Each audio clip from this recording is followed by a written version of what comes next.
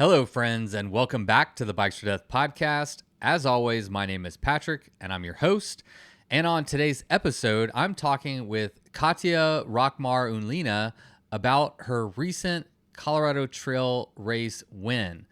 She finished with a time of 5 days, 1 hour, and 53 minutes, which was fast enough to get the fastest known time for the Colorado Trail. The last FKT was set by Alexandera Houchin back in 2019, so that record has been up for a little while. Prior to the Colorado Trail race, Katya came in second place to Lael at the Tour Divide, and at Colorado Trail race, the roles were reversed, and Lael finished second to Katya. So both of them will be lining up for the Arizona Trail race, and I guess we've got a little bit of a race on our hands. We'll have to see what happens.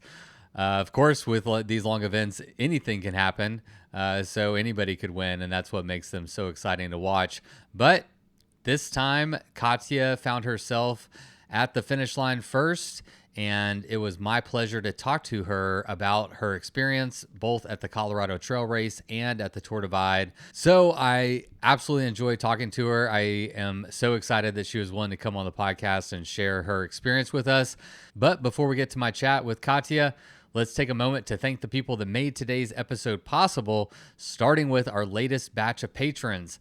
And I'm excited to say that this week we do have a few new patrons. So we would like to thank Spencer Snider, Dan Perez, and Alexander Getty for all signing up to be sustaining members of the Bikes for Death podcast.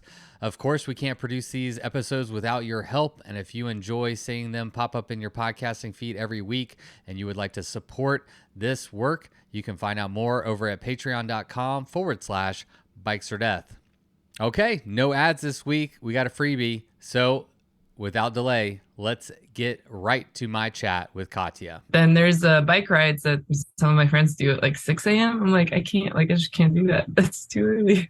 I know. I'm the same way. Unless you have to sign up for the Colorado Trail and that starts at 4 a.m., right? And then you just suffer through it. Yeah. But at that point, I was just telling someone, it's like, it's early enough that it doesn't feel too early. Like, it's just like, it doesn't feel early. It just feels crazy.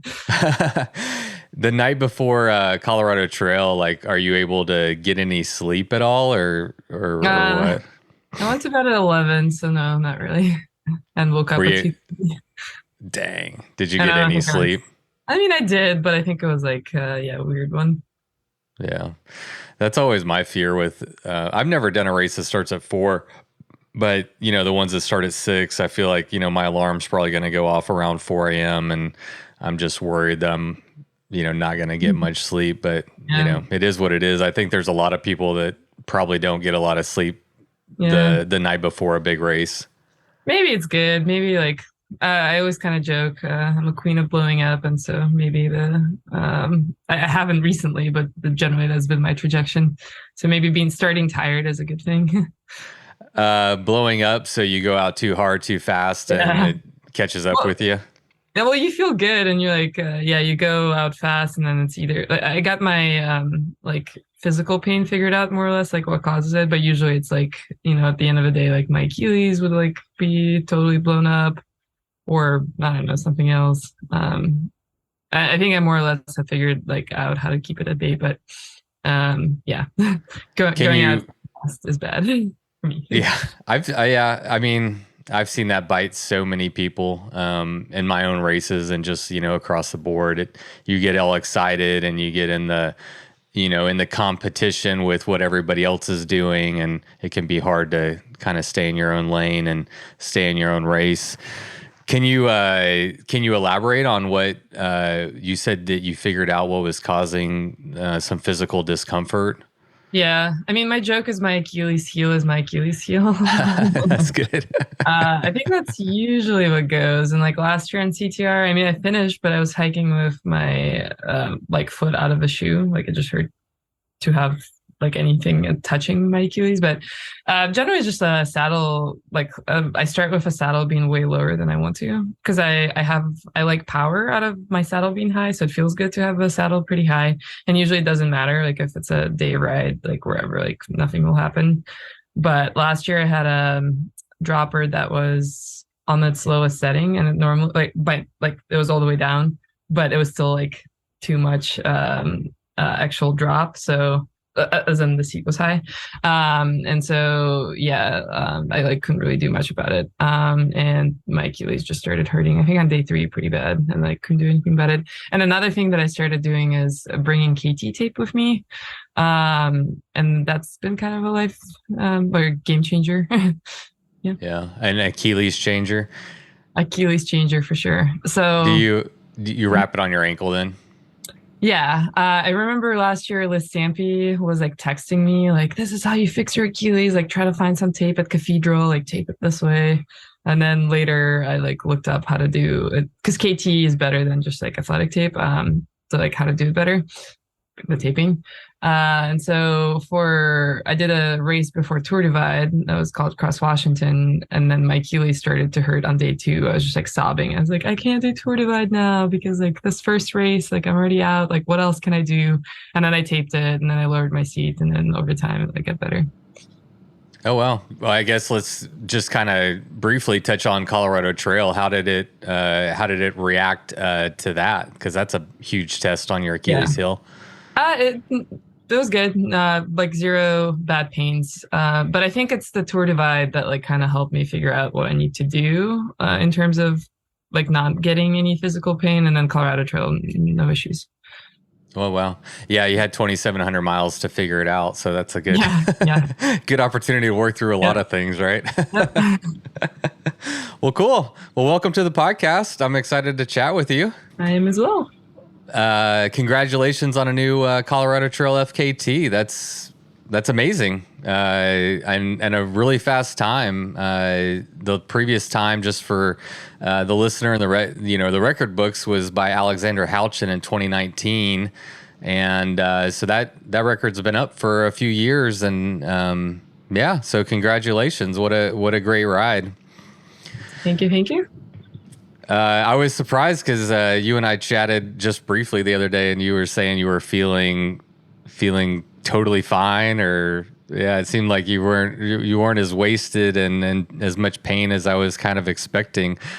Did you experience any, like, were you in pain like the day after, and I just talked to you like 3 days after and you were fine by then, or did you just have more in the tank?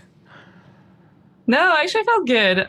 Well, I don't know if I had more in the tank necessarily because it was, I think, sleep limited. But once I got sleep, I felt good. Yeah, no injuries. I feel like it was a smooth run. I felt good. Yeah, that's awesome.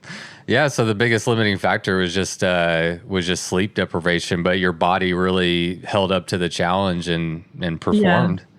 Actually, the one thing that did happen, but I think it happened to a lot of us, my voice totally went away. So it was, it's kind of like a breathing issue, I guess. So I was trying to breathe out of my nose the entire time. So maybe that is a limitation too, because I was worried that if I breathe out of my mouth, my voice would just completely disappear. Why do you need your voice during the race? Well, I was worried that it'll like just affect my respiratory system. I was just it was getting worse and worse, and I was like, I'm not really sure what's happening. So, yeah. So at one point you transitioned from breathing through your mouth to like just breathing through your nose, or trying to just breathe through your nose. Yeah, which I generally try to do. But there I was like specifically trying not to go above my heart rate where like I need to like huff and puff. Yeah. Is that intentional as a way to keep you kind of in that zone 2 heart range where you can still breathe through your nose? Yeah, in general, I do wear a heart monitor, just watch, not like the strap. And I do try to pay attention. Like I never really want to be above like 145, 150. On the first day, like I can allow myself like a few like sprints, but I usually do look at my watch and see like, oh, like you're going a little too fast. Like it's too exciting. Like just slow down. So yeah, I generally try not to get in a state where I like have to breathe too heavily. I imagine that can be hard at 13,000 feet. Yeah, I did train for it. I went on a 4-day trip like a week before just to acclimatize. Yeah. Awesome. Well, before we kind of get into some of your racing accomplishments this year, I wanted to kind of go back and just learn a little bit about you, and what led you up to this stage. And I don't know if you want to call it your racing career or whatever in your life, but I'd be curious to know like how you were first introduced to bike packing, like how and when you were first introduced. Don't know if I have like a very like distinct moment necessarily. First it was road biking and then bike touring on road bikes. I moved from Michigan to California, so that was kind of the bike packing experience, just not on mountain bikes. And then I got into mountain bikes maybe 3-4 years ago. I was really reluctant because I was worried about hurting myself. But then I had a lot of fun. And then you just combine the two. I remember my first trip, I think, was Tahoe Twirl with now my partner. We just started dating, and I just passed like a grad school milestone. So that was like a treat to go bike packing. And I was really worried about that trip, but then my downhills was fine. Like nothing went wrong. I was like worried. I was like, oh, all the rocks, I'm going to fall. And that just did more and more. My first race was probably the Arizona Trail, what meant to be 800, but I only did the 300 because it just destroyed me. That was 3 years ago. And then last year I picked up more, and then this year even more. So it's kind of gradual. Yeah, for sure. It usually is. Although I did interview, oh gosh, I'm blanking on her name. Wow. That's terrible. It happens. It does happen. Glitches in brains. Huh? Glitches in brains. Yeah, my brain is definitely glitching. It's still too early in the morning. This is terrible. What is her freaking name? Well, she rode 39. I don't know if you ever heard that episode, but everyone will know who I'm talking about. She's been one of my most popular episodes.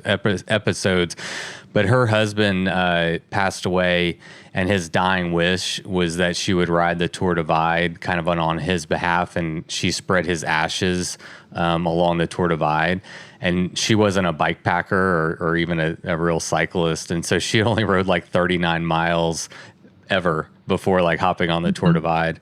But that's pretty uncommon. Most of us work our way up there. That is, yeah.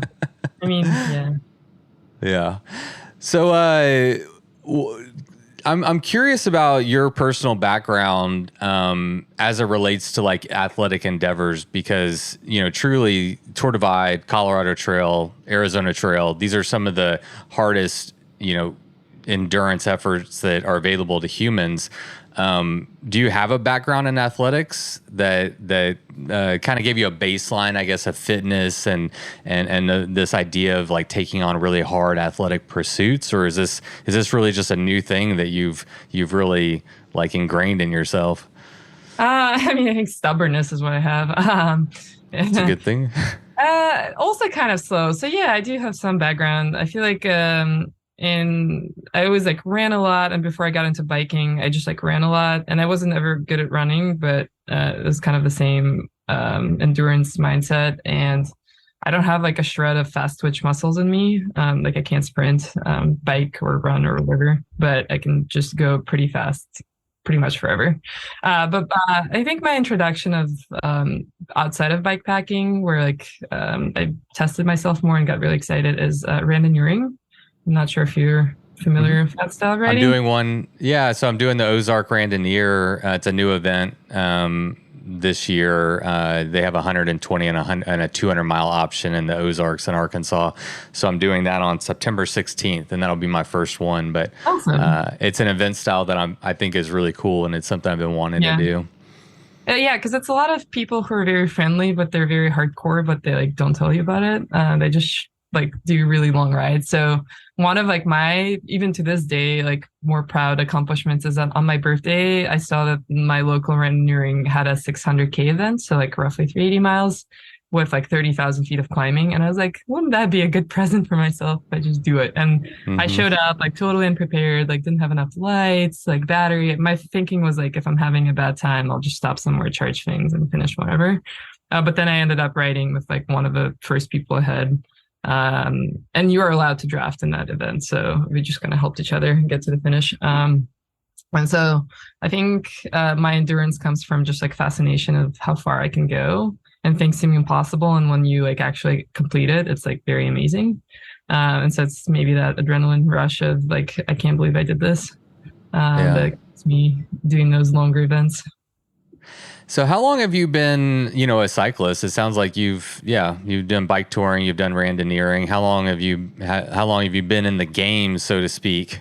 Yeah, maybe when I moved 6 or 7 years, that has a distinct story. I was a runner, and then in Alaska, I like tripped and fell and broke my leg, like totally broke my leg. And then I couldn't run or walk that well, but I got into biking because my friend just gave me her like $100 Walmart bike.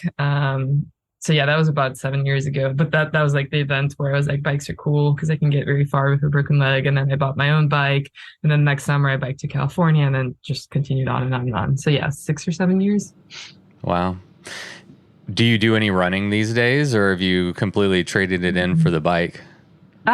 Occasionally, like as a training, but it's hard. It's like at most you could do 3, 4 miles without injury. The before Colorado Trail, I went on like a 8 mile run out of nowhere, and I like running up hills. It's like particularly what I'm good at, like not flats. And then my knee was hurting. It's like, well, I guess I'm not surprised. I should probably not run 8 miles out of nowhere.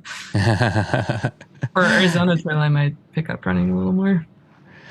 Yeah, yeah. I have a goal of I want to do an ITT in the spring of the AZT, and I've started to I live in Texas, so like we have no hills. Yeah, I just go to the gym and I put it on a 15% incline, and I nice. just run or walk and just do incline to really work on my Achilles heel, and it's crazy. I'll be at like 100. This blows my mind.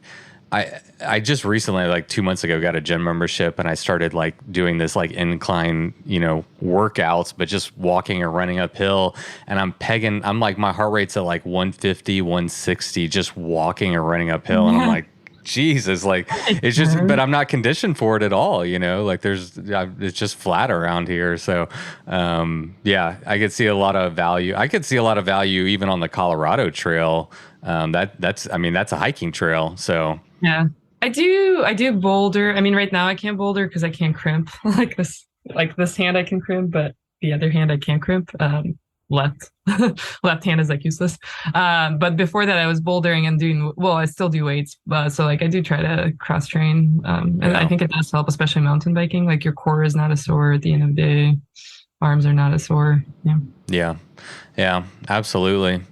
So you did Tour Divide this year and came in second place. Was this your first Tour Divide run? It was my first. Oh, nice. And also, like, it sounds like, yeah, you're doing the AZT. So you set a goal of doing the Triple Crown this year.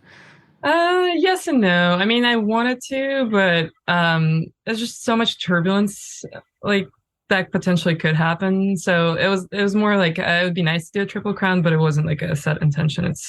Um I felt like it was okay, well, I got my job to let me do Tour Divide, which felt like once in a lifetime. So I said, well, if that goes well, I asked them like, well, can I do Colorado Trail? And they're like, no, sorry, like that's way too much time off.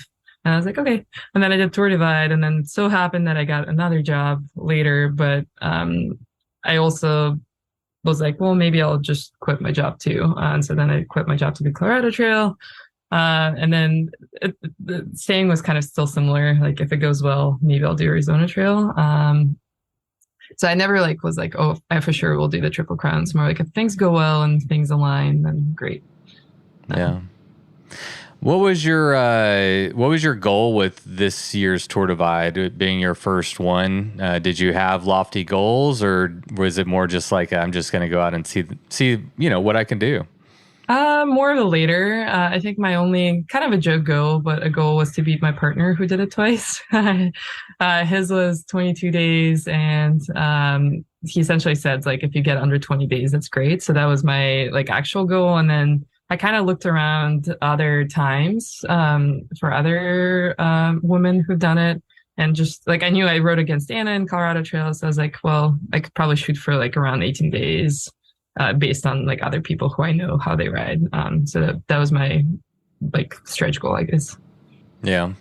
What was your finish time? I know you came in second place, but what was your actual time? I don't know. I don't remember the hours exactly. It was like maybe it was definitely 17 days, maybe like 8 or 9 hours. I'm not sure. Wow.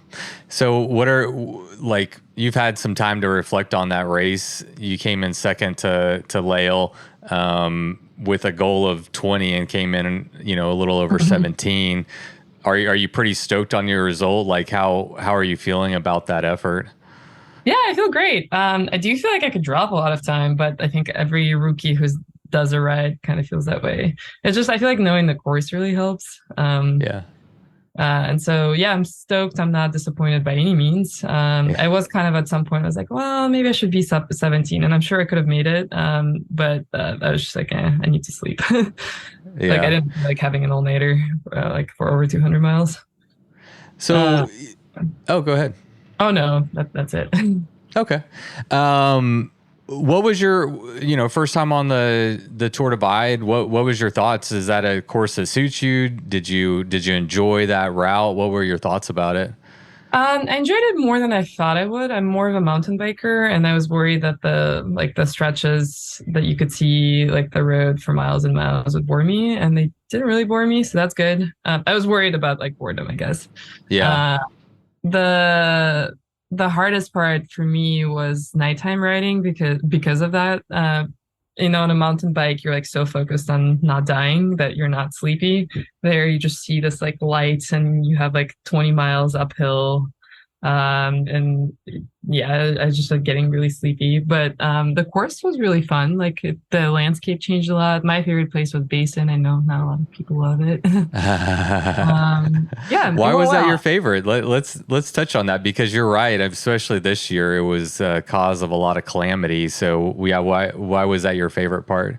That was my favorite part because I kind of did plan around then. So I knew that on Friday there'd be mud, weather-wise. And I did it on Saturday, which I have been forecast it's more or less tailwinds. I had a little bit of headwind, but mostly tailwind. And then I knew on Saturday it would be like, or sorry, Sunday would be horrible headwinds. And so I kind of like did try to get there on Saturday, which timing wise was working out anyways. So I think I just had a good time because the ground was dry and I had a bit of tailwind, and I mean the views are really cool. I remember there's one part where the trail just kind of disappears and just like go downhill, and then you see it like miles later in the landscape. Yeah, and Oh, it that's went cool. by pretty fast. It just felt like I was flying through the landscape. Yeah. I mean, it's amazing. That's conditions, right? I mean, Yeah. whether you're going to have mud or a headwind and it's going to be miserable, or whether you're going to hit the same spot with a little bit of a tailwind and you're like, man, this is nice riding. I had this question a little bit later down on my list, but you touched on it. What do you do to entertain yourself? I mean, I think, whether you're doing 2,700 miles or 500 miles, there's going to be opportunities where your mind maybe is a little, isn't as satiated. People get tired. Boredom is common. What do you do to kind of keep yourself motivated and entertained to keep pushing? Well, I'm actually pretty introverted, but I realized that on Tour Divide, it was really nice to run into people, like just to chat a little. I remember there's one section, I think it was right before Richmond Peak, that just like went up and down. It was really hot, and I was just really like losing my mind. And then one of the riders caught up, Brooke, and we just like had a nice chat. And lo and behold, like we're done, and we were going faster too. So I can like match someone's speed pretty well and forget about the fact that I'm like trying biking. So yeah, chatting here and there helps. And I pretty much was running into someone for all but like 2 or 3 days. So that's one thing. If I'm by myself, I listen to podcasts. Sometimes I count on base 8, just count over and over, 1 through 8. Really? What? Yeah, I Tell don't me know about that. why. Not Is it it's not to 10, it's to 8. is that an OCD thing, or is there like a breathing technique I'm not aware of? I think it's just like it's not on purpose, but it's like maybe meditation of sorts where like I'm Yeah. not thinking of anything and I'm just counting over and over. Yeah. It's How not long on will you purpose. do that for? 20, 30 minutes. Oh, until a 160 descent or episodes something. and I've never heard that one. That's a good one. I'm going to Yeah. try that on my next. It might, I mean, that could be the key to, these good results is just counting to 8.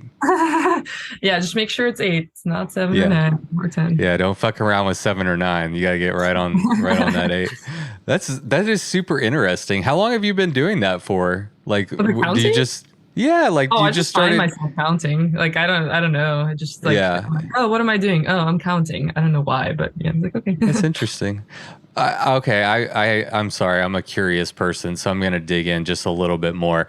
What are you by trade? Are you like an engineering type Yeah. mind? Yeah. Okay. Yeah, I did civil engineering in college, and then like in doing software-ish slash sciencey things. So yeah, lots of I like computers and math and all that. Yeah. Maybe that's why. I find I've commented on this before, but just this is an anecdotal, reflection, I guess. But it seems like engineers. There's a large population of bikepackers that are engineers, and I'd be curious to get your thoughts. I'm not an engineer, not even close to that mindset. But like, is it the puzzle of everything that you put together that's so maybe attractive, like a part of this that's attractive to you?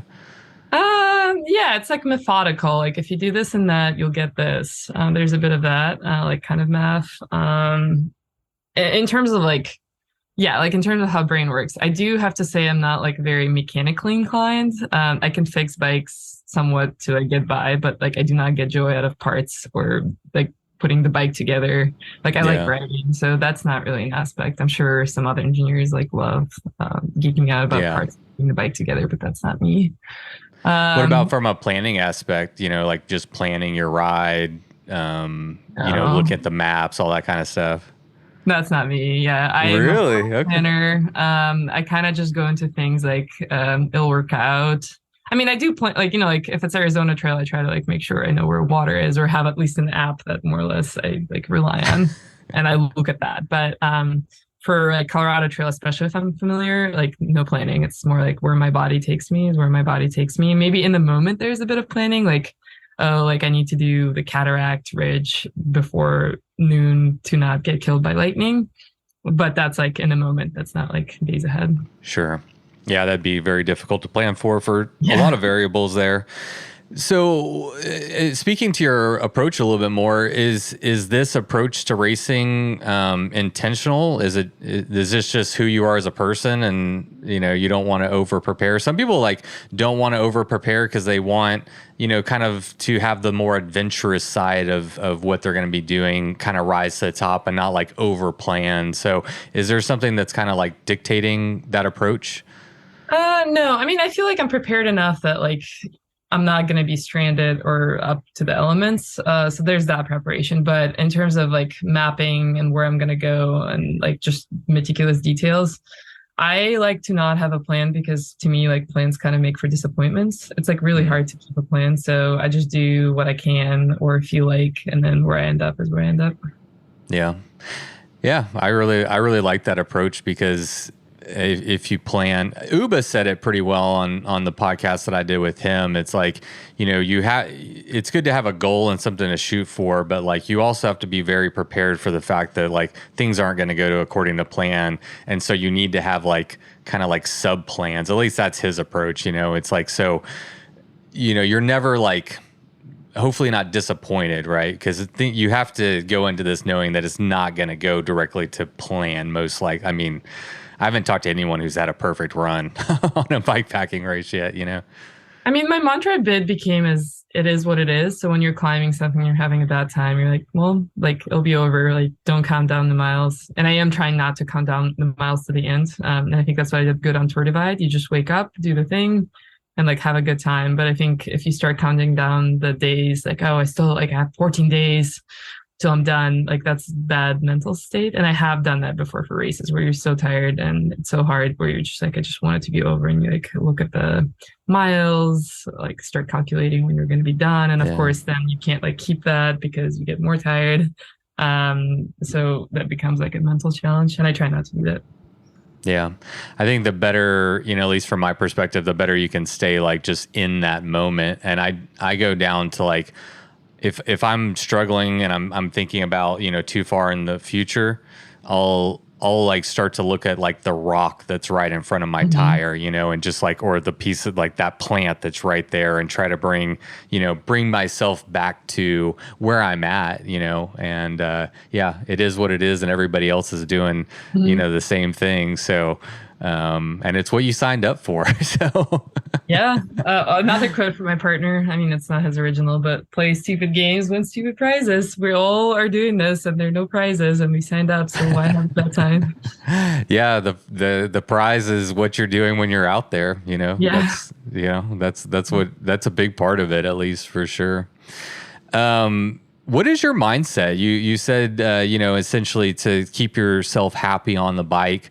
Over the course of Tour Divide, Colorado Trail, like, what is your mindset typically? Are you enjoying it? Are you suffering? Are you in mental anguish? Like, where how are you at in your headspace when you're doing these big efforts? I mean, it changes. So this year it's a little better. Maybe because of like once you get physical pain, that's bad, not like from tiredness. That's a little different. And then it's pretty hard to have a good mental state because yeah, you're like just worried your body's gonna like actually be permanently damaged. But Yeah, if I'm not having any bad physical pain, I'm generally pretty happy. Like this year, I really enjoyed. Like yeah, I didn't really have really negative times on Tour Divide or Colorado Trail. Colorado Trail was actually like really fun. Like I think I had a lot of fun in the moment.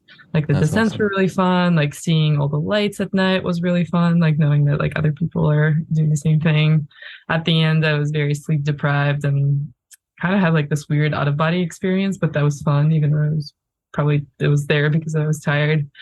And Tour Divide was for me pretty sustainable. I think I slept enough consistently every day that I mean, it was a race, but it kind of felt like, maybe fast packing. Again, I was tired and I was racing. I was trying not to waste time, but it felt like, well, I'm just like out of here. Like, I don't know, my job is to wake up, eat, and bike, and it doesn't hurt too bad. So it's kind of fun. Yeah, yeah, absolutely. So we know what your high point was at Tour Divide. What was your low point? Or the hardest section or Yeah. part you disliked? Um, Low point, I mean, there's a few. So one of the low points was when I got my bottom bracket totally destroyed. Well, I had a lot of mechanicals, but the one that I really thought I would have to quit was the bottom bracket by Radiums outside of Kremling. And yeah, once I got to the highway and I could call bike shops, everyone's like, we don't have your bottom bracket. Like, it's a weird one. Like, we don't have it. And then eventually it was like, okay, well, I should ask for the bearings because it's not the bottom bracket, it's the bearings. They're like, oh, yeah, we have the bearings. Like, we have the bearing size. So then I Smart. caught the ride, and it was a roller coaster. But in the moment when I was in the car and I wasn't sure getting a ride to fix it, I wasn't sure if I was going to continue or not. And that made me really sad, which meant like I was enjoying it. Because I'm sure in some other races, I would have had a moment where, like, if someone broke down, I'd be like, well, at least I'm done. Like, I'm tired. Like, this is a good excuse. I did not have that feeling for Tour Divide. Like, I was generally very sad to quit. Yeah. So that was a low because I was pretty certain I would have to quit. But that worked out. In terms of physically hard, I think it was the Gila because it was really, really hot and there's smoky in the beginning. And I knew it was going to be hard, but I didn't really know like in what way. Like my partner has done the ride and he's like, yeah, the Gila is like hard. You think you're done, but you're not done. And like just takes forever. So that's in New Mexico. And yeah, I just remember going under trees and like taking a few naps. And I was really tired and not having it anymore. I wanted to be done. Yeah. I really like what you said about, not taking that, quote unquote opportunity with your bottom bracket to, remove yourself from the race. Cause I think, anyone who's done this kind of stuff has certainly been there where I know like my mental checklist will usually go something like, is this a good enough problem that I can justify quitting? no, fuck, I got to keep going, and you're kind of having those like dialogues with yourself, and you have to keep going, and sometimes even maybe praying or wishing for, something to go wrong. So you'd have a good excuse. You're like, man, I wish I could wreck and break my collarbone right now. That would be better than, what I'm doing here. So I love that whenever, it is all about overcoming adversity,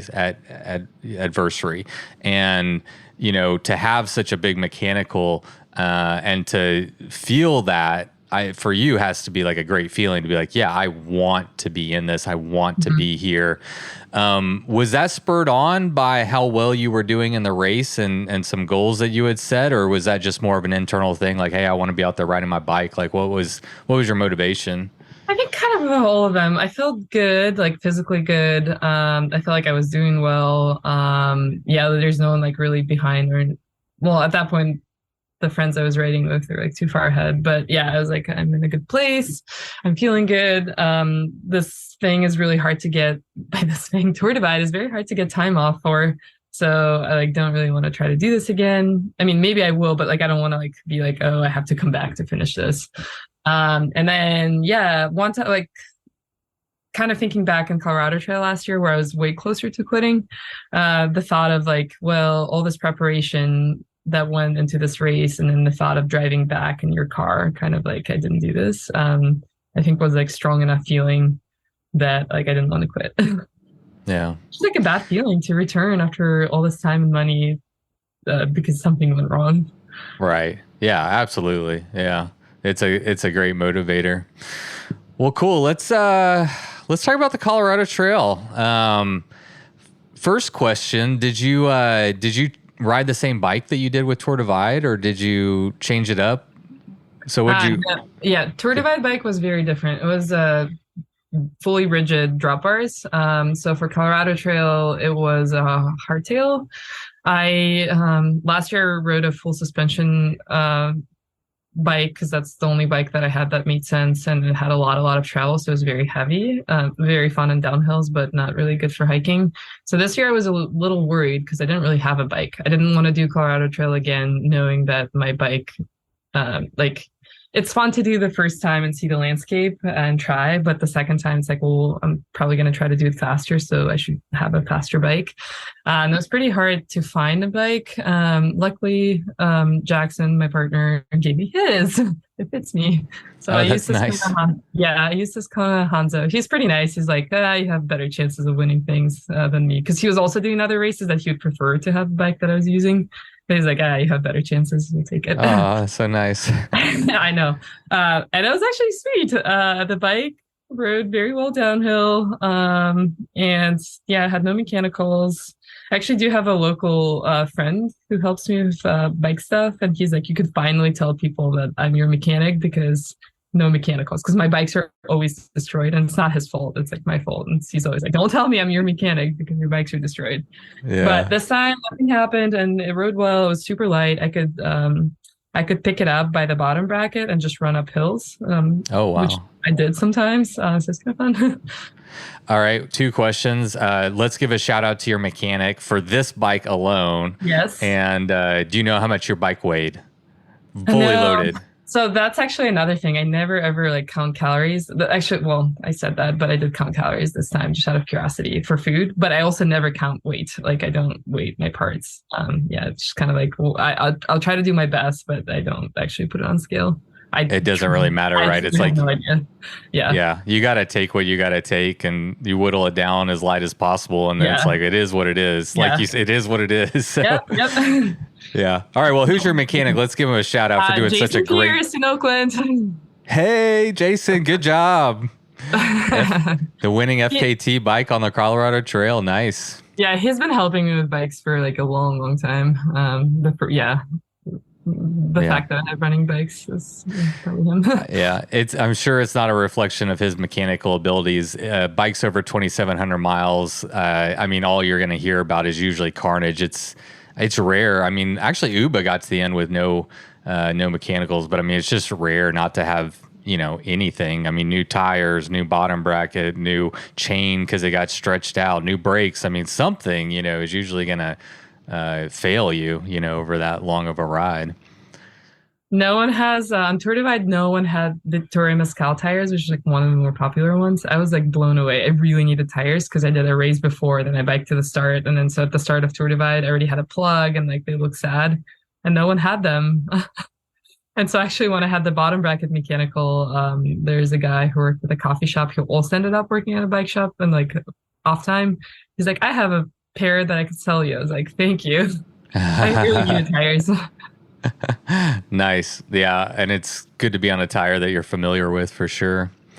So you did Colorado Trail last year. Was that your first time to do the Colorado Trail? Mm-hmm. Okay.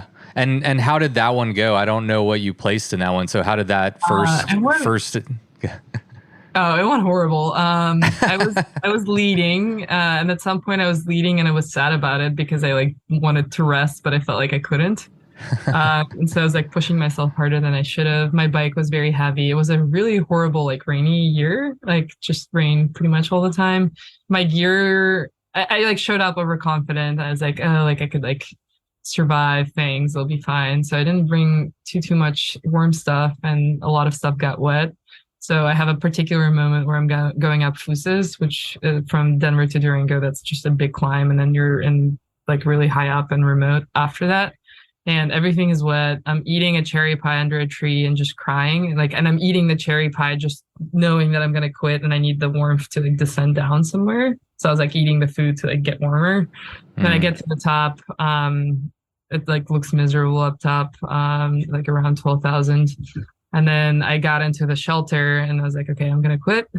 And then some hikers came through and they were just so happy and cheery and somehow made a fire even though it was raining. And then that like turned around my mood. I was like, if they can do it, like I can do it. But by then Anna and Alexander already passed. Like I heard them.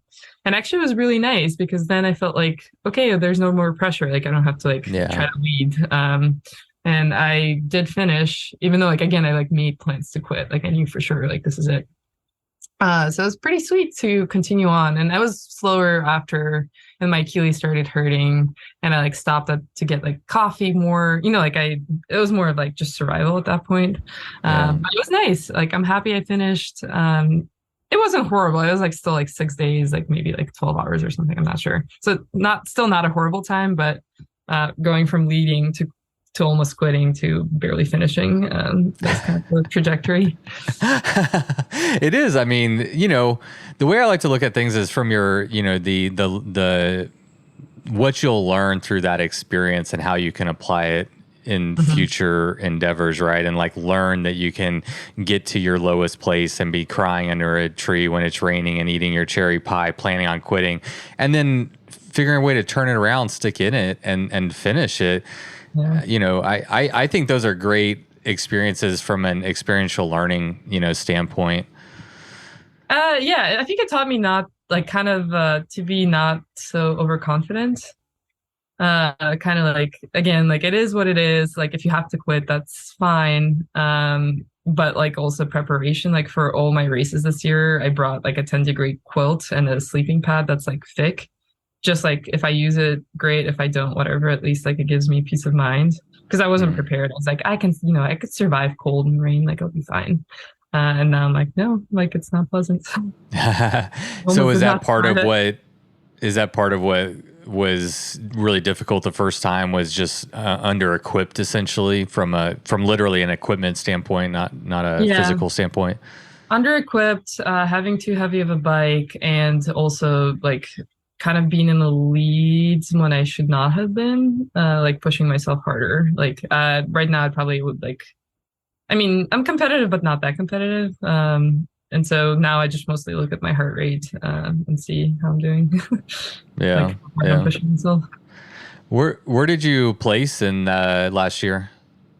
Well, 12 women started. I was third and only 4 of us finished. And then overall, I'm not sure, probably like mid-pack. Yeah. That's cool. When you finished Colorado Trail last year, did you think you would ever do it again?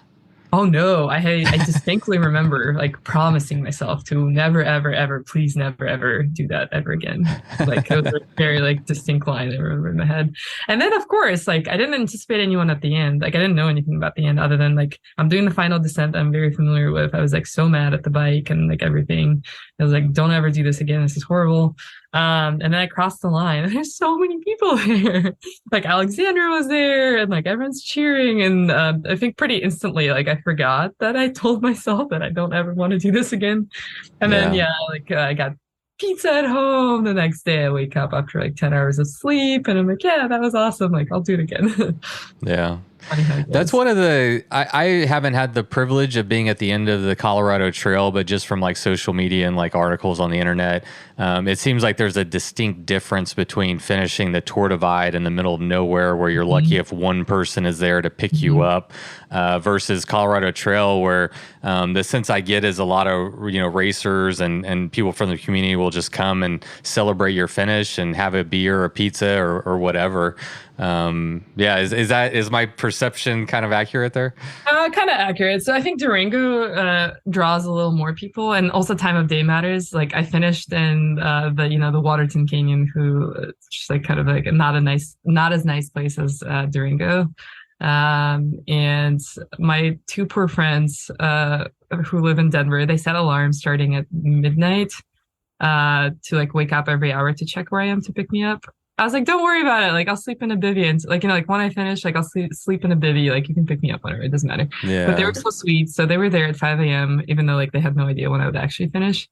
And it was just them. But I think if it was like 1 p.m., that would be a different story. Yeah. No, that's true. Timing definitely matters, Yeah. for sure.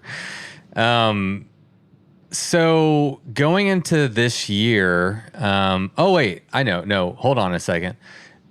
So you thought you'd never do it again, and that you made a post on Instagram, something to the effect. I think I might have wrote it down.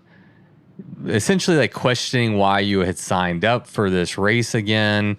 It seemed like you had a little bit of self doubt, or just I don't know exactly what was going on, but I thought it would be worth speaking to, like where you were at in your head and why you ultimately decided to give it another go. Yeah, so I did go on a tour before for 4 days or something, and like pretty instantly I was like, it's beautiful, and that makes me sad because I know it'll be like a lot harder. So like it wouldn't matter, like the landscape, because I would like not stop to eat as much. Like I can't like just stop and like look at the things, and I'd have to ride into the night. So I was like, why am I doing this? Like it's really hard. Like I've already toured this like prettiest area of Colorado Trail just like a week before. So that was my questioning, because I like to do new races for like just the novelty, and I don't know if I'm kind of the person who like would do races over and over again. Um, so that was my questioning, and I still do think that I partially did it because everyone else was doing it. Not like, I mean, not great reason, but that was like worrying me, and I think it is kind of why I showed up. But once I was pedaling, though, like I just like it wasn't really an issue. I didn't feel bad, and I was tired in a good way, and I was having fun. Like just things worked out. Like yeah, sure, maybe I was there because everyone was doing it and I felt like I had to be there, and I had time off, and like it felt like once in a lifetime opportunity to do like all three races, or at least try to in a year. Like it would be hard to like again, like I'd have to quit my job probably again, and that's hard. So that was the reason why I showed up, but I had fun, so I don't regret showing up. It's an interesting year. Colorado Trail had a very strong field, and we have quite a few people this year that are going for Triple Crown. So yeah, it's a really interesting year. It's more people going for Triple Crowns than any time I can remember. So it's kind of exciting, and now you're in that conversation too, with your Colorado Trail win this year. It's the fear of missing out. Oh, yeah, FOMO is real, right? All my friends are out there.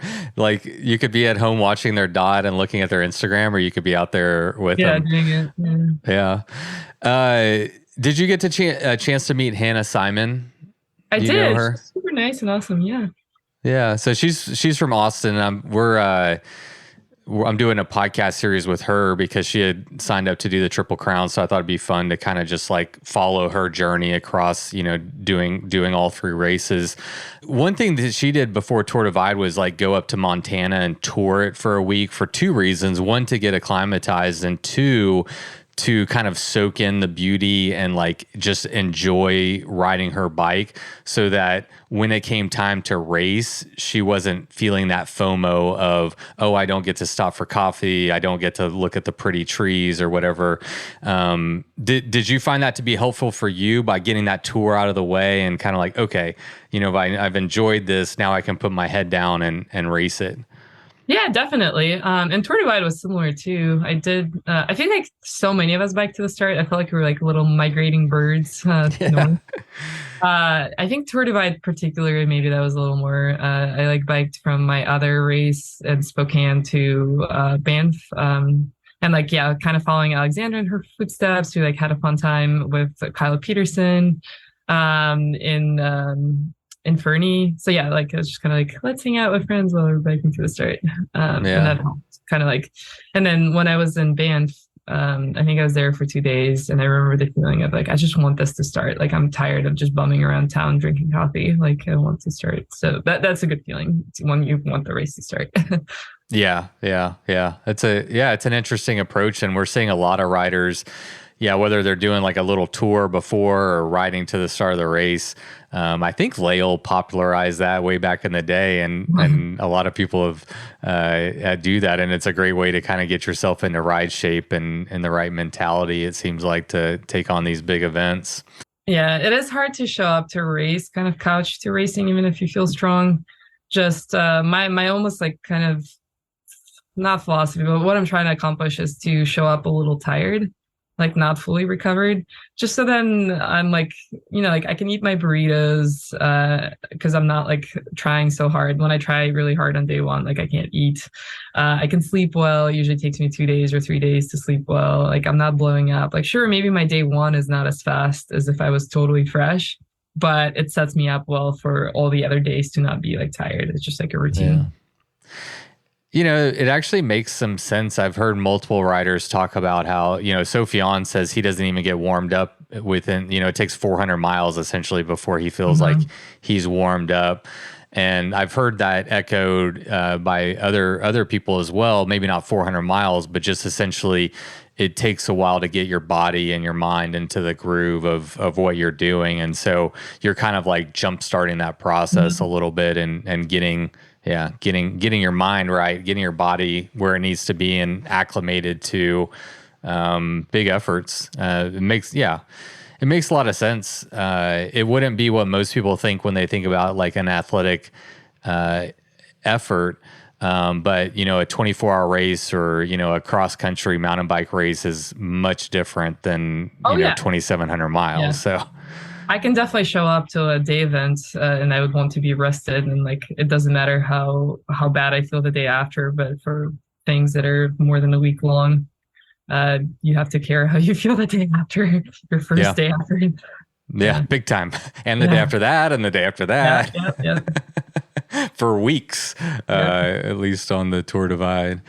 So going into I'm interested to get your answer on this, because I'm curious what your goals were with this year's Colorado Trail. You didn't even know if you were going to do it. You were kind of like, why am I doing this again? Do you set goals for yourself? And if so, what are they? No goals. I'm like really not. Yeah. I don't set goals because I don't know. I just don't want to be disappointed. I want to do like what I can do. Like maybe do my best, but I don't know, if I set goals and I don't get them, like where does that get me? It's like nice when nice things happen, but it's okay when by bad things happen as in like, I don't know, if I'm not first or like somewhere in the back but finished, like that's fine. I mean, some people would say that's bad, but it's good to me. But also like if the mechanical happens that I can't fix, or like I get an injury, I like to give myself permission to quit and not feel bad about it. Like, at least I hope like I have it in me. So I also have like, I feel like if I focus too much on the goals and I don't achieve them, that might be a little more sad. But I'm also like, I'm not in a bike packing world. Like, I'm not, it's not my full-time job. It's my first year. Like, I kind of don't set expectations. Maybe later I'll have goals. Like if I keep doing the same races or more races, but for now it's just like see what I can do in the first place. Do you have any goals, like in terms of like just have fun, finish? Like, do you set any kind of like mantras or any, what is your mindset essentially whenever you approach these big events, I mean, yeah, it's hard. I think this year I am somewhat focused on doing my best and finishing. So I mean that is a goal. I suppose it just doesn't have numbers to it. But I think I need to like kind of think of why I'm doing all of this. Partially there's a bit of like I guess adrenaline after a race where like like you feel so good, everyone's so nice, you eat all the food and sleep. And I think like that is nice. But in terms of like career, like that's, like biking is not really right now as a career. So like I don't have to ride certain races. I don't have to place. So that's not really like influencing how I ride. And so I do have to question like, why do I do those rides? Partially, yeah, it is like the community. Like it is kind of fun to get all the cheering messages and like know that like I'm representing like Oakland area, for example. Cause like I do get a lot of people like, I don't know you, but like I'm in Oakland. And like, That's it's so cool. exciting to like dot watch. So I do feel like I'm like kind of like doing this for other people as well. Yeah. That's super interesting. And it actually was one of my questions is like, yeah, let me ask it. Why? And maybe you're still working your way through this because like you could just go tour, you could randonnée, you could just go ride on the weekend with your friends. So I have why as to why racing versus touring. Because I think I just get bored and I do get that like mental stimulation out of I don't know. It's like, it is fun to see how far your body can go. Yeah. Like every new thing you do, you're like, oh, I am capable of this. And touring, it's like, I've done enough. And it's like, yes, it's nice to like eat food and stop for coffee, but like, I guess it doesn't give me like enough like good feelings. Like it's type 1 fun, and then I'm here in type 2 fun that is like more long term, like long lasting. Yeah. You touched on it, I think, at the very beginning of our conversation. You said like you're interested. Essentially, I'm paraphrasing, I think, a little bit, but you're essentially interested in what your own personal potential is, and I think. That's what attracts me to doing hard things. It's what attracts me just as a spectator and a fan of this sport. Is I'm super interested in what the human potential is and how far we can push that. I do think that is probably my biggest like driving factor. Just like curiosity of like what I can do. And there's probably not really a limit. Like it's kind of like a line that approaches some asymptote, but yeah, it's just every time I do something better and surprise myself, like it's exciting and it makes me want to do more, or like it makes me want to try something again to see if I could do better. So that was a bit of Colorado Trail. Like I knew I could do better, like equipment wise, like prepping my Achilles, like because I like more aware what I need to do for it to not to hurt. And then like, hiking up mountains, knowing the terrain. So all those things, like I know I can do better. And so I'm just curious what that better is. Yeah, that I think that's the fun question mark. And speaking of puzzles, I mean that's a huge puzzle that takes into account equipment, your body, your mind, the terrain, the weather, and there's all these factors that go into that equation. And it's always an interesting puzzle to see how you're able to deal with that. For you, when you're racing, let's use the Colorado Trail for example. How much are you, if at all, impacted by what other people are doing? When Lael's ahead of you, are you like, okay, I'm gonna go for her dot. She's sleeping. I'm gonna, what is your approach, and does that affect you at all? Oh, I'm definitely racing. So if there's a carrot dangling, it doesn't matter if it's like any dot in front of me, like I'll probably try to get to it. I mean, not to the degree where I'm making bad decisions. Like if I know I need to sleep and sleep is what I need to do to recover, I will sleep. Like, But if there is a dot ahead of me, I do make plans like, oh, I'm good at hiking. Here's a really steep hike a bike. Maybe that's the thing I try on today to see like how much time I can gain. Um, so yeah, I do make those decisions. But at the end of the day, again, I'm not that competitive. It's like if I tried and I still can't do it, well, they're better. Yeah. Like, and that's Yeah. fine. Yeah. I relate to your approach to racing very much. Like my girlfriend and I were talking, I did an ITT on a race that I host in East Texas. It's 400 miles and I DNF'd at like mile 340. And like I was fine with my effort, but she was like, but had all these goals and all this stuff. And I'm like, yeah, but it's okay. Like it's always there. Like I'll just go back and do it again. Like I'm not happy that I didn't finish, but I'm also like okay with it. And I'll go do it again and I'll do better, is the goal. And so I don't know. I really relate to your approach. It's like I do want to go out there and do my best and see what I can do. But if you don't got it, you don't got it, and there's no reason to like beat yourself up over it. I'm not a professional racer, so Well, especially since I am doing well, it's like I can't really ask myself to do more. Like it's already nice, but like if I don't know if it's second or third place, like it's fine. That's pretty good, That's such a great perspective. I really like that. What does your training look like? How are you preparing at home, either on the bike or off the bike? Like, what are you doing to train for these big rides? I live on a hill, like 1,000-foot hills, so I commute pretty much daily. So I have to do at least a really steep climb, and California is really steep. So I think my base level is just I move around on my bike to begin with and like have groceries and stuff. So there's that baseline.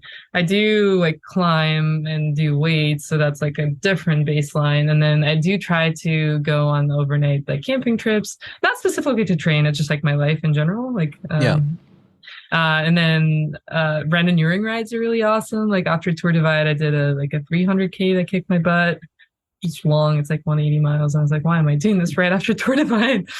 But then like before the race, I really do think it's very important to get a few days in biking. So like either biking to the start for Tour Divide.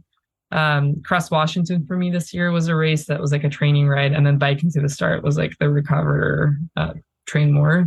That was intense, and I know I can't do that all the time. That's kind of a privileged way to be because you just have to have so much time off and like whatever your job is or responsibilities, like obviously you have to drop them to go ride that long.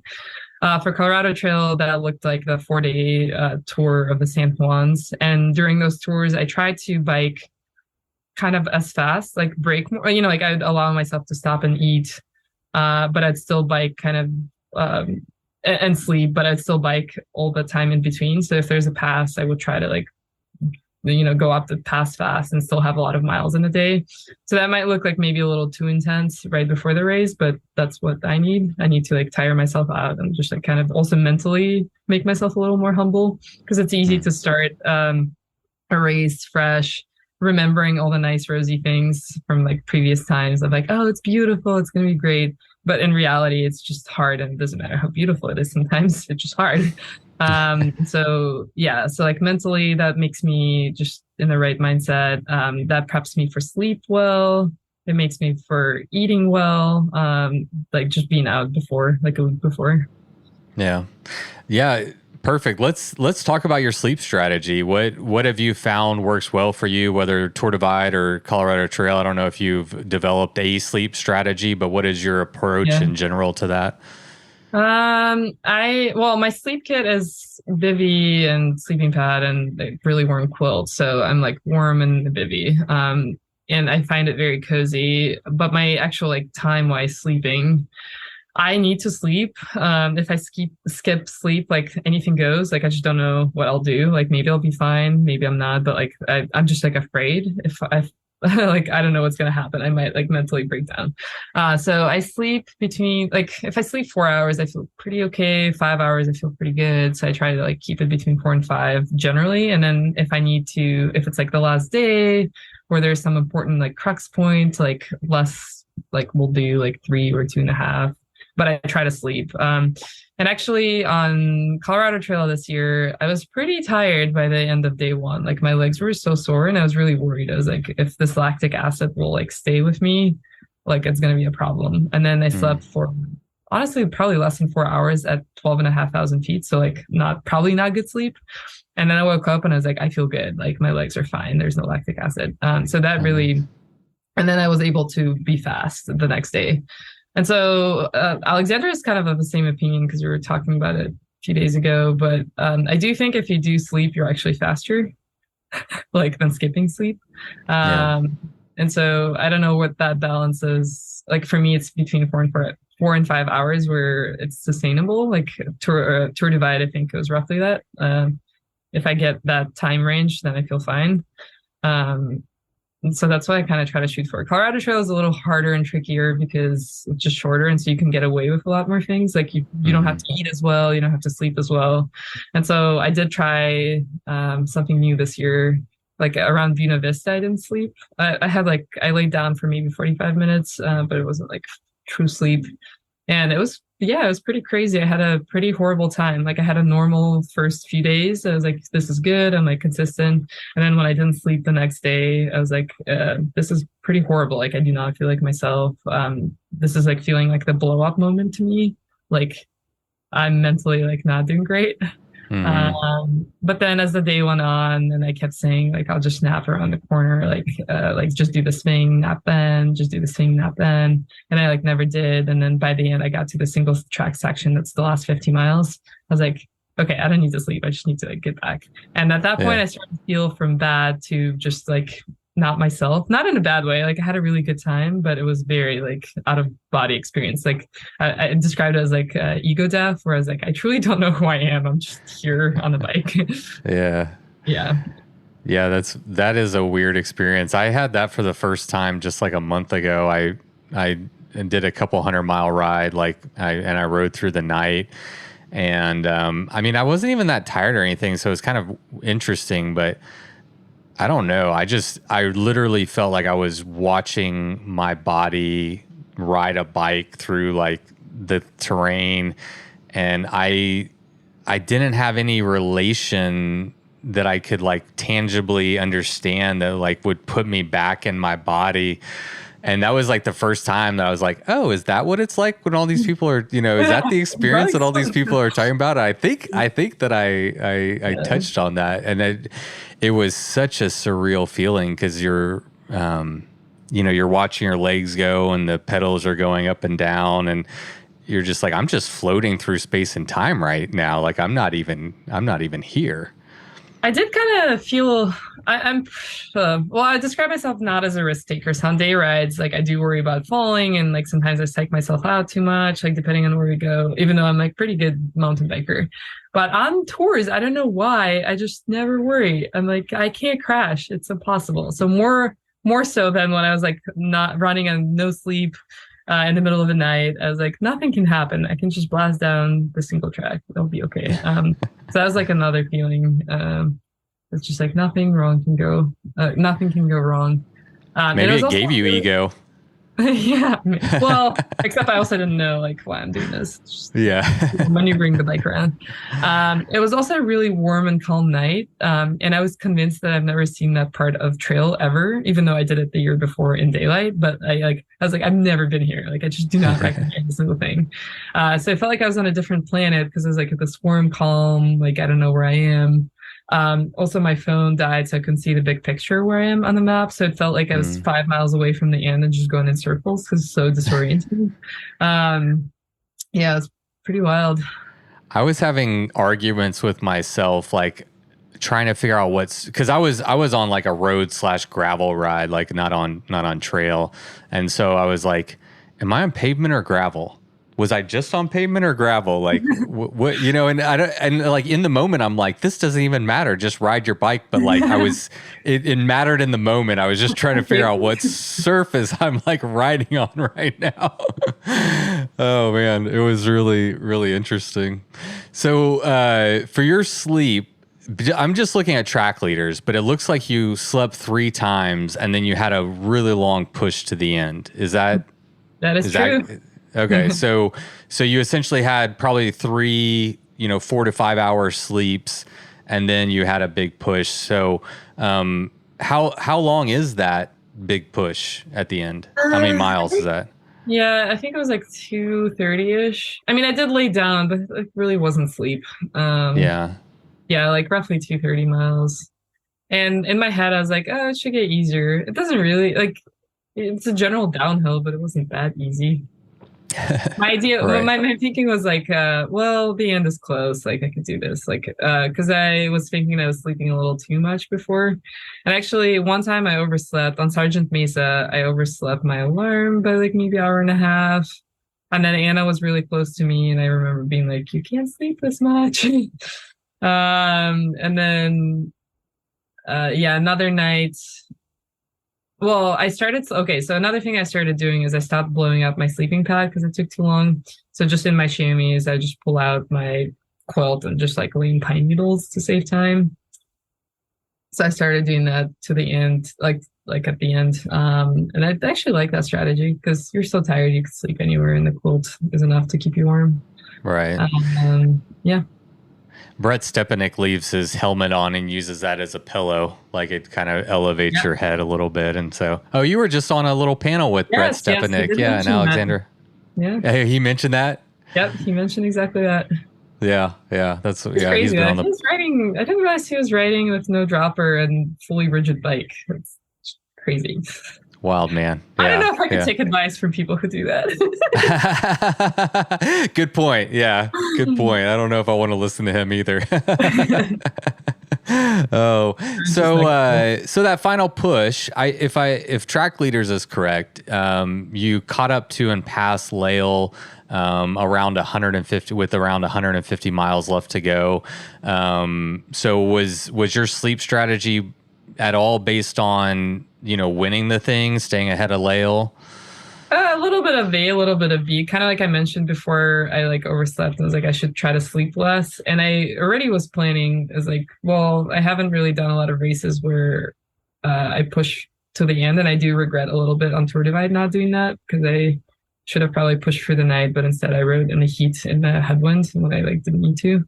Um, and so yeah, so I think even going the race, I was like the end, I should try like to skip and sleep in whatever capacity I can. But yeah, that it also lined up. It's like, well, if I did pass Lael, I guess it probably makes sense that I like try to push a little harder until I get tired. And Yeah. I did get tired, but it was kind of too late. It was like the middle of the day, and I was like, I don't want to sleep. Well, that is a really good strategy because oftentimes what we'll see, and if it goes wrong, is kind of like we were saying in the beginning. You push really hard. You're really pushing your boundaries on sleep, and then you have the potential of falling apart, which kind of ruins your race potentially. But it's an interesting game, right? This endurance game of like, what is my limit? Where are they? And there's only one way to find out, but the best place to find out is towards the end, I think. Yeah. That's what I was. Yeah. That definitely was my strategy. Is like if I'm not gonna sleep, it's not gonna be day one. It's Right. gonna be the last day. And on Tour Divide, it was kind of funny to observe because some people would not sleep on day one. I was like, what are you? I mean, like clearly, like I'm not them, and like they probably know their bodies, but it's like, what are you doing? There's so much more. Yeah. We Well, all it's feel super. good. It's super interesting. I again, this is another conversation that keeps coming up about how much sleep is the right amount, and is it better to get 4 hours or skip sleep altogether and just make up those miles? And more often than not, what I'm hearing from other racers is that sleeping is faster, that you will make up that 4 or 5 hours with a fresher body. You'll feel better. Your lactic acid will have a chance to work its way out, and you'll be able to ride faster. Yeah. I mean, I think figuring out for each person what that number is, because I mean, for me, it's like 4 or 5. I think for others, it's maybe less. But yeah, I do also think that sleep is important. And strategically, maybe you could like skip it here and there, but like you gotta really know your body to do that. Yeah. It can't be a guessing game. Yeah, absolutely. And unfortunately, a lot of times the only real opportunities to find out and play this game, quote unquote, is when you're in the actual race. Because like, when are you going to go ride 2,700 miles just like on a weekend, right? Like, you're not. So these are the kind of the opportunity. It's like the testing ground, as well as the race. I'm curious about, on your own personal journey of pushing your limits, and that last 230-mile stretch. What did you learn about yourself, your own personal limits, and do you think that pushing that sleep in the future will be something that you feel more confident or comfortable doing? I mean, I wouldn't say like I haven't done that before. The randoneering ride that I was mentioning, the 360 mile, I think that was probably a bigger, like, no, like less sleep push. Okay. So I guess what I learned there is like, yeah, it's kind of a gamble because I did feel pretty awful during the like heat of a day. But then it like transitioned into like I'm having a good time because I feel like I'm on drugs. um, and I don't know if that'll consistently happen. So I guess what I learned is like, yeah, what I did, like it was a gamble, but it worked, and it might work next time. But I still would say that I would continue my sleep as is, and then maybe if it's the end, like do this again. But Yeah. yeah, I was regretting my decision when it was like, noon and I was on that road, like falling asleep, the detour. And it was Yeah. hot. I was just like, I'm not having a good time. Yeah. Yeah. This is not fun. I'm not okay. Why Yeah. did I do that? Yep. Yep. And that felt like a blow up moment was coming up because I was like, I'm every time I race, I'm very cautious now because I know, like, from experience, I know that like I could blow, like things can change very quickly. You can go from I feel amazing to like this is not going well, and so I'm always cautious whenever like someone's like, oh, like you're doing awesome. I'm like, hold on, like there's still so many miles. So I'm like trying to manage so hard feeling good, quote unquote. Like I do actively try to feel happy. I remember Alexandra told me on like Tour Divide, we sent little memos to each other. He's like, it's okay to feel sad. I'm like, I know it's okay, but like it doesn't make me bike better. Like I'm not biking well when I'm sad, so I try to manage my emotions of like staying relatively like content. And so yeah, so then that moment when I didn't sleep, I was like, well, I think I did blow it. It worked out, but I was like, maybe like things will start hurting a lot. Maybe I'm like gonna fall in a ditch and fall asleep for 5 hours. Like I don't know what's gonna happen. Yeah. Well, let's segue into my next question, which is, if you had to do this year's Colorado Trail again, is there anything that you would do differently? um, Honestly, I'm very happy with my run. What I would do differently. I mean, I think doing it in this direction again would help, just again in general, knowing expectations, that might make me a little speedier. But I maybe I would bring, because I did make it to Silverton on time, and that was like a big question mark because resupplies are so limited. Maybe if I trust myself to do it just as fast, I would not bring so much food in the beginning and get it later. But then you still spend a lot of time at the store, like kind of planning that. Honestly, I feel good. I think maybe like train harder and be faster, but in terms of decisions that I made and like Yeah. times I've slept and didn't sleep, that was good. Yeah. It seems like, yeah, I mean, you had a really clean run. I mean, you got your 3 sleeps, you had a good push at the end. You weren't plagued with any mechanicals. And I mean, overall, it sounds like a really clean run and good weather this year too, Yeah, right? great weather. The weather Yeah. totally played. It'd be nice to get under 5 days, and I was kind of trying. And I think the last section, I'd bring a little more battery light because the last section I was running a little bit on like the moonlight setting of my lights. Like yeah. So doing the last section in the day or having more light or power probably would have made me a little faster. And yeah, it's like going under 5 days is definitely doable. And I could like shave off an hour and a half somewhere. Yeah. We might have already touched on your low, but let's hit your highs and lows for Colorado Trail Race. High maybe is winning it and getting an FKT, but before that. Yeah. No, actually the last section I keep talking about because it was so wild and like unlike anything I felt before. I think that was maybe my high. Another high was Johnny running into me at Leadville because like I like humans and like I was like trying to run away from Johnny and Johnny was trying to catch up to me. It's like a, again, friendly competition, but seeing him in Sure. Leadville, this gas station was like really exciting. Just like another person, because I really Is didn't that run. Alexandra's partner? Yes. Okay. Um. Yeah. It was. I mean, outside of a race, it was also fun when I was doing the little tour. I ran into another racer, Mike. He's from Leadville. I'm not sure what his last name is, but it was really fun to like have another racer outside of a race when we were training. It was kind of the same feeling where like in the morning, like, oh, hello. And then like you pass each other. So I guess like people, I do enjoy that we're all doing this together. And there's no way that I would do well on the ITT because I feel like I like the aspect of, well, a bit of competition and like, like trying to catch up to someone or trying to drop someone, Hmm. but also like, it's so fun, like in the middle of the night to see all the lights. Like we're all are like trying to get somewhere, well, by Yeah. somewhere on the same trail. It's like such a like fun human experience. Yeah. I was really enjoying the just that all of us are doing that at the same time. I really like that imagery that you painted earlier in the conversation about like seeing all the lights at night, like traversing the trail like in front and behind you. And yeah, I think that's a really cool imagery. And speaking of ITTs, I'm not much of a like I did an ITT on my own route, and then I'm doing one in like 30 days on another route that I created. But I've invited people on this 475 one because I'm like, I would really like for someone else to be out there. It's I don't know. It's just not as much fun. You're just I think like I mean I'm only speaking to my own experience, but I just felt like, I mean, the only thing I had to think about was myself, right? And like, Mhm. there's no one to chase. There's nobody else in there. I'm not going to run into anybody in the gas station. I'm not going to get to ride with anybody. And I like riding alone. Like I enjoy my solitude when I'm out there, but it's also really nice to just know that there's other people out on the course with you.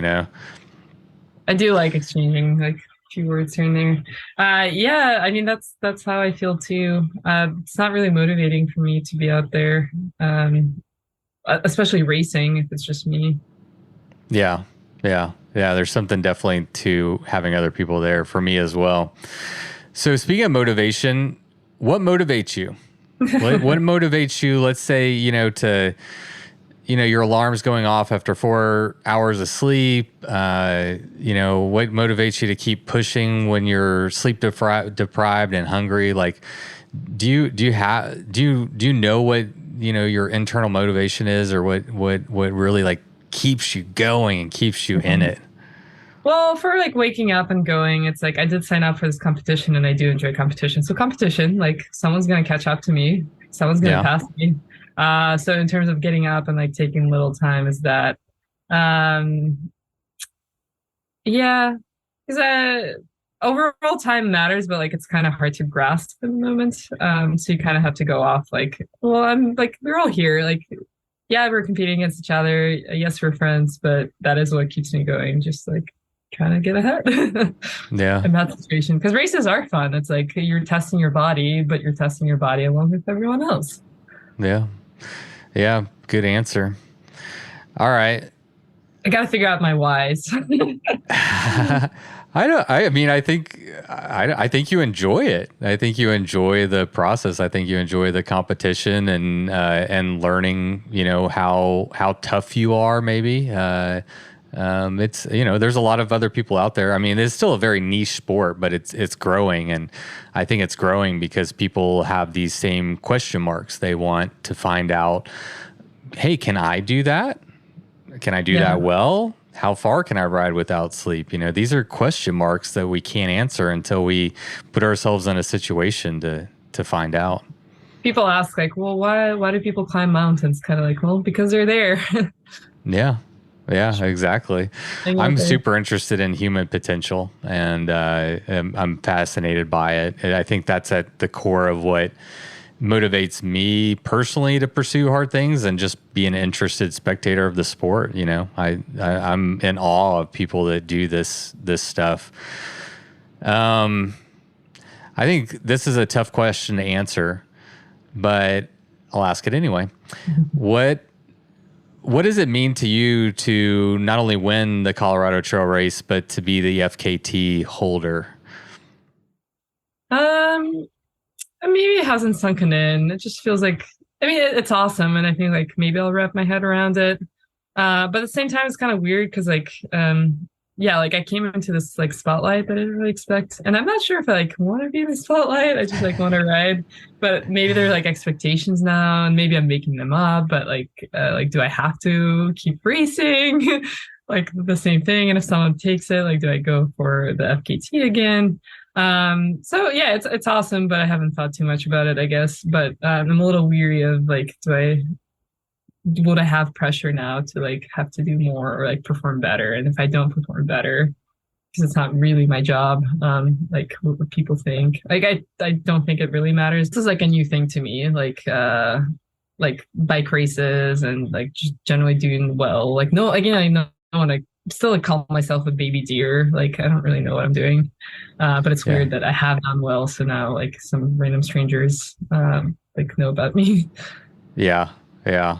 Yeah. Trust me, I know a little bit about that, not from racing, but just, yeah, it's interesting to have like people out there that like just know and are paying attention and they're watching, and yeah, I can relate to that. But I don't know. I feel like to answer your question, I know you weren't exactly asking it to me, but I think you get to do whatever you want to do. And if you like signing up for races, then you should. And if you just want to go on a bike tour, then you should probably do that. But I doubt there's any. That's how it's gonna be.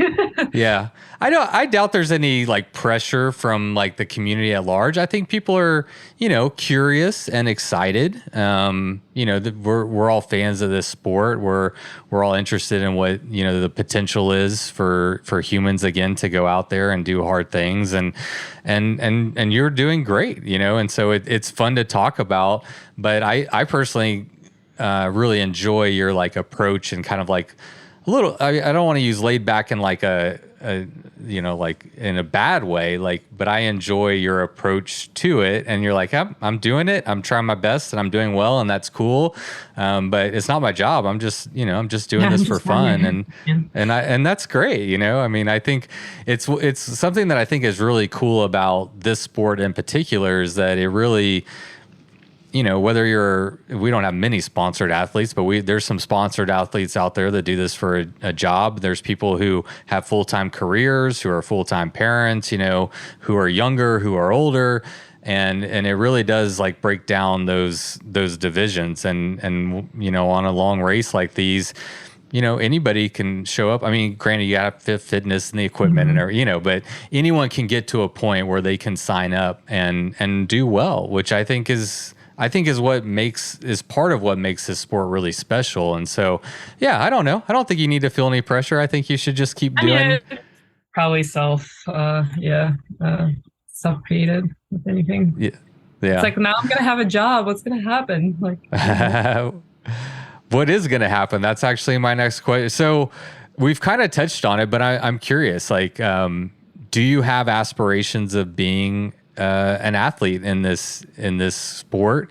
After all these good results, are companies calling you or DMing you at all? Like, is that something that you're even interested in, or do you just really want to, do whatever you want to do and pursue it in any way that you would like to without any kind of expectation or sponsor to make happy or whatever? Yeah, I have to figure it out. I do feel like this is not gonna become like my main time thing. And I kind of approached this year as like, well, it's hard to do Tour Divide. I'll just like do Tour Divide. I have to like, it's kind of a good transition with my job to like quit it. It's been a while. So I was like, it's once in a lifetime, but now it's becoming like, well, you did well, so maybe you should continue. But I'm still going to have a job. And so we'll see how they take, like, I'll try to see how much I can actually ride. My guess is going to be not Tour Divide every year, but more like, Kenai 250, like Arizona 300, like more like shorter, like you only need a few days off. I think in terms of like what I will be doing, my life is not going to change because I've already been biking a lot and like on weekends go on trips and stuff. And like that has been my training and probably will continue being my training until I get very tired of biking. But it's been 7 years, so probably not going to get tired of it. So yeah, I feel like the races will be shorter and I don't really sponsor wise. I don't know. I mean, I could get some things, but now I'm worried. It's like, well, if I do have sponsors, then there's pressure to Mm-hmm. show up because, like, if I get a bike or whatever and just don't do races because I'm busy with work, like, I'm assuming that's not how sponsorships work. So I yeah, don't know. I'll have to figure it out. It's not like the entire industry is like, yeah, like let's get you stuff and you don't ever have to work. So like Yeah. obviously the case for almost anyone. And for plans, like I already have like plans for next year, like a few bike races, not concrete. And again, I haven't started my new job, so who knows? But it'd be fun to try something new, especially out of the country, like the Silk Silk Road. Road sounds fun. And I speak Russian, so I feel like it's kind of fun to like, go somewhere where I could like read and talk to people. Dude, that Uh, would be a huge advantage. Yes, Yeah. yes. And it's, sorry, a side topic, but it's funny for every race you kind of need to acclimate. So Colorado Trail, it's like, elevation, Arizona Trail, heat. And I feel like Silk Mountain is like food. You have to go there, like throw up a few times, and get used to it, and then go. That's such a good observation. Yeah. It seems like everybody, not everybody, but a lot of people have stomach problems. So Yeah. that's a great observation. Go ahead and get your stomach acclimated in that Uh-huh. race. Yeah. Yeah. Yeah. I love it. Yeah. I mean, I don't know. I think you got a great handle on it. It's, I guess, I don't know. It's got to be fun to, have these things in your mind that you're like thinking about, like have these potential options or whatever. But yeah, at the end of the day, hopefully you're out there just riding your bike and having a good time and enjoying it. And that, that's been your secret for success so far. So, Yeah. anyone who would Low want to, expectations is my secret to success. her superpower is low expectations. Yeah, just find a sponsor that also has low expectations and it'll be a perfect fit. Yeah, perfect.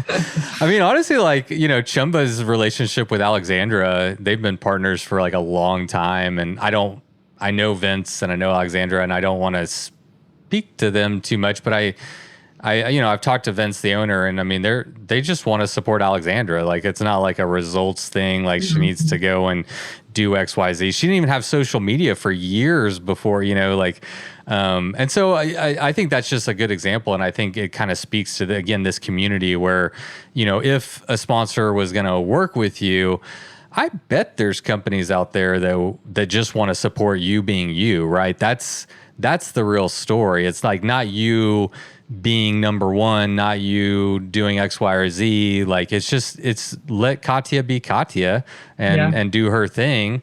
The same way Alexandra does. She's a great example, I think, of another person who just it's kind of like carved out a nice path for herself, it seems, again, as an outside perspective looking in. Yeah. I mean, the biggest thing is like I probably actually have all the bikes that I need now, thanks to Jackson giving me his bike. Hey. But usually that's like the biggest like limiting factor because like it's hard to drop like $6,000 on a bike for every race. I mean, And sure, travel expenses and like yeah, leaving your yeah. like time off work. I mean, it adds up. 45 was expensive. Yeah, Yeah.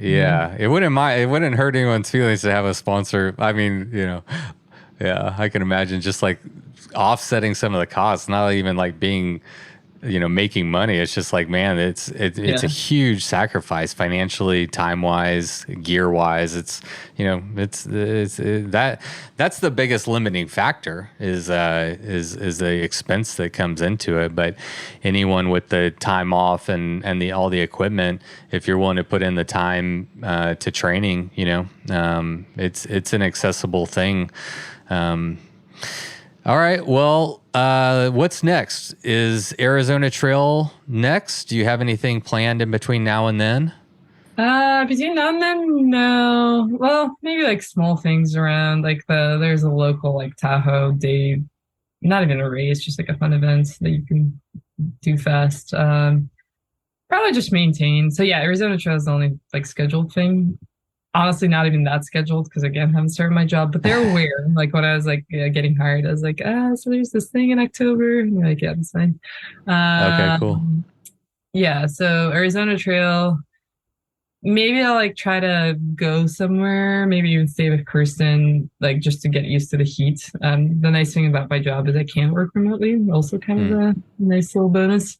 So I try to like go to a place, if it's Colorado Trail, be at high elevation. If it's Arizona Trail, then like be in the heat. And then just maintain, just like ride around. Yeah. Yeah.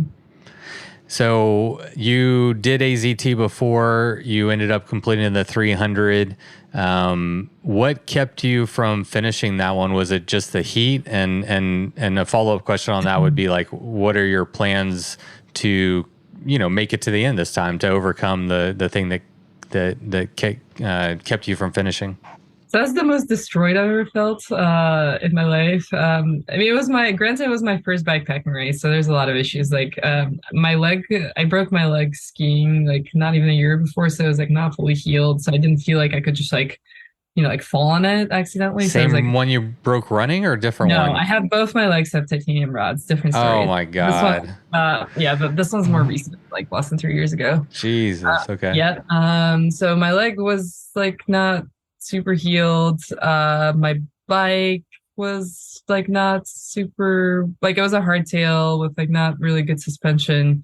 I had to sit on my seat a lot because of my leg, like just too much force on it if I was standing. My back tire, I think, was a recon race and I was like fishtailing and everything. So I just like didn't know, like my equipment wasn't well fit. I changed a seat a minute for the race, which you're not supposed to. And it was like a leather seat, and the side of it, because the leather is like taut, so it's like kind of sharp, like just cut into my thigh on downhills. Like I just Hmm. had raw skin on like my legs. My Nice. hands, actually I still have hand issues, but then like I couldn't even shift anymore by the middle. I had ergon grips, and I actually learned that I hate ergon grips, the ones that like put force, well, that specific type of grip where like you put force on your palm, like Yeah. it's lighter. Um, and like I just know like I need normal grips that don't have weird shapes to them, and so I couldn't shift anymore from nerve damage. Just my body was destroyed. um yeah, so lots of excuses, but I think more than anything is probably because it was my first race and I just didn't know what I was doing. Also went out too fast and then kind of blew up. The heat I'm not that familiar with. I don't know how much it played a role on the overall, like me feeling poorly. But yeah, combination of a lot of things. And then by the end, I was just like, 300 is good enough. Like, oh, and also I think I took like 14 days off work. And I just like knew there's no way I'm gonna like finish even in probably 14 days. Or if I do, like I can't get back home or like Yeah. rest. And it's so remote. So yeah, if you're not feeling great, kind of could be dangerous out there in the heat. Oh yeah. What Yeah. else happens? So yeah, for this year, my plans are like try to like go to Arizona early on. Again, to acclimate a little to like just the weather. The bike I trust this time. Like I just did Colorado Trail, and I don't think Arizona Trail is too rumblier than Colorado Trail. So like I trust the bike, like the tires. My leg is not broken. Yeah, that's crazy. Yeah, And you'll have better grips. yeah, better grips. Oh, I learned like ESI grips is like what works for me to not feel too bad. I'm actually really excited for the Grand Canyon part. That was like what I was really looking forward to. I feel like I am actually a pretty okay hiker. I didn't think I was, but that was because my bike was too heavy before. Yeah. But yeah, so I'm excited for that part. And I'm generally excited for the northern parts because it's colder, like more like, Mm. pine trees and that. So yeah, just gotta survive the 300, which I have seen before. It is hard. And then yeah, try not to blow up. That's like always my goal. Just one day at a time. Get sleep. Give me some advice. I'm only doing an ITT of the 300. So what would be your advice to a first timer doing the 300 I think I vaguely EZT? remember it. So yeah, trust your butt. Like, like don't start changing things on your bike last minute. But long pants, long shirt, even though it's hot, the plants are really mean. I had like a crazy rash from some grass and I couldn't sleep the first night. Yeah, the plants are just mean. Like kind of the joke is if you're gonna fall, you have to think of like, do you fall right or do you fall left? Like which is worse? Yeah. Definitely bring a filter that you can back filter. I'm probably going to bring 2 filters because my filter got pretty destroyed pretty quickly. It took so long to Hmm. filter water. Um, like really know your water. I didn't really know my water that well. Johnny, Alexander's partner, gave me a bit of his water going up. At that point, I like knew I was like, I don't care if it's against the rules because I'm not probably not gonna finish.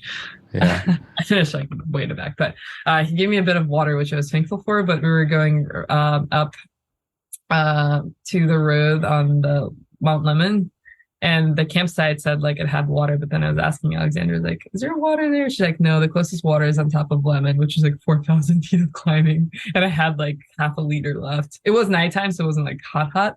And I probably would have made it, but I was like terrified. Yeah. Also all my electronics died because I did have a dynamo hub, which I will not have this time because it's like to me, I mean, I had sans. I know different dynamo lights do different kind of like lights, but mine was just flickering, so it wasn't useful. Yeah. And then it didn't charge any of the cache batteries the entire day. So by the end, I like everything was gonna die. I was like, I can't follow the trail. So the next day, going up the pavement, I connected my Garmin directly to the hub, so it was like flickering, but it was charging like barely. Hmm. And until I got to the top, and then I spent like 5 hours charging everything, which at that point I Yeah. was again just trying to survive. Yeah, I think the dynamo hubs just don't work as well on like CT or Mm-mm. AZ for you're just not maintaining a high enough average speed to work for most of Yeah. them real well. What about tire size? What do you think you're going to run on the AZT? Probably the same as Colorado Trail. So I had both Recons, front and back. The front was 2.6 and the back is 2.4, which actually I can't fit anything more than 2.4. The reason I picked 2.6 this time is because I no longer had full suspension. So that was like my compromise. Like, let's have a bigger tire in front because last year for Colorado Trail, I ran a full suspension of 2.4s. So that was like my compromise. Yeah. And then the back tire, I had XO Plus. Just a heavier, thicker tire. For Arizona Trail, I'm like, now I'm kind of thinking maybe I want the front tire to be XO Plus too. I'm running Maxxis, so it's their terminology. Just for because the plants are so mean. I don't know. Yeah. But yeah, probably the same tire size at least. Yeah, so that big Hanzo, I'm pretty sure that's a hardtail mountain bike with front suspension.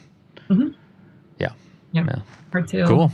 Like 120 travel, probably 120, 135. Yeah. So you're excited to get back out on the AZT and give it another run? Still cautious feelings. I won't say like I'm like jumping with excitement, but I'm sure it'll be fine.